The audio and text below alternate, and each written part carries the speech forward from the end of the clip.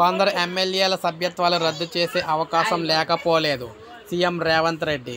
So కొందరు ఎమ్మెల్యేల శాసనసభ సభ్యత్వాలు రద్దు చేసే అవకాశం లేకపోలేదని ముఖ్యమంత్రి రేవంత్ రెడ్డి అన్నారు. గతంలో కోమటిరెడ్డి వెంకటరెడ్డి, సంపత్ కుమార్ల శాసనసభ సభ్యత్వాలు రద్దు చేయలేదా అని ప్రశ్నించారు. గతంలో కొన్ని సాంప్రదాయాలు నెలకొల్పారు.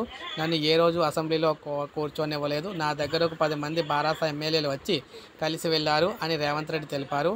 తెలంగాణ శాసనసభ గురువారానికి వాయిదా పడిన తర్వాత రేవంత్ రెడ్డి మీడియాతో ఇలా మాట్లాడారన్నమాట.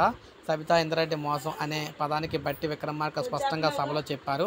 సునీత లక్ష్మారెడ్డికి మద్దతుగా ప్రచారానికి వెళ్తే నాపై 2 కేసులు పెట్టారు. బారాసలోకి వెళ్లిన సునీత లక్ష్మారెడ్డి నాపై ఉన్న కేసులు కూడా తీయించలేదు. నేను సబితా ఇంద్రారెడ్డి పేరు ఎక్కడా తీయలేదు. ఆమెను సొంత అక్కలా భావించా. నన్ను కాంగ్రెస్లోకి ఆహ్వానించి ఆమె బారాసలోకి అయితే వెళ్ళారు. మల్కాజిగిరి ఎంపీ టికెట్ తీసుకో, నేను పని చేస్తా అని చెప్పి టికెట్ రాగానే సబిత బారాసలోకి అయితే వెళ్ళారు. జగదీష్ రెడ్డి 1:10 మాట్లాడారు. ఇక కేటీఆర్, హరీష్ రావు, జగదీష్ రెడ్డిలు సైతం 6 గంటలు మాట్లాడారు. సబిత మాట్లాడే అవకాశం ఇచ్చాం. ఆమె వ్యక్తిగత ప్రస్తావన తెస్తే మిగిలినది నేను చెప్తా. కేసీఆర్, హరీష్ రావు సభకు ఎందుకు డుమ్మా కొట్టారు? సబితా ఇంద్రారెడ్డి ఆవేదన చూసైనా కేసీఆర్, హరీష్ రావు అండగా నిలవాలి. సభలో గందరగోళం చేసేందుకు కేటీఆర్ అయితే సభకైతే వస్తూ ఉన్నారు. మేము సరిపోతాం అంటే ఫ్లోర్ లీడర్గా కేసీఆర్ ఎందుకు? కేసీఆర్ ఉండొచ్చు కదా. బాధ్యత లేని వ్యక్తి కేసీఆర్. అధికారం లేకపోతే ప్రజలు అవసరం లేనట్టు ఉంది. ఉమ్మడి ఆంధ్రప్రదేశ్లో కూడా బడ్జెట్పై ఇంత చర్చ జరగలేదు.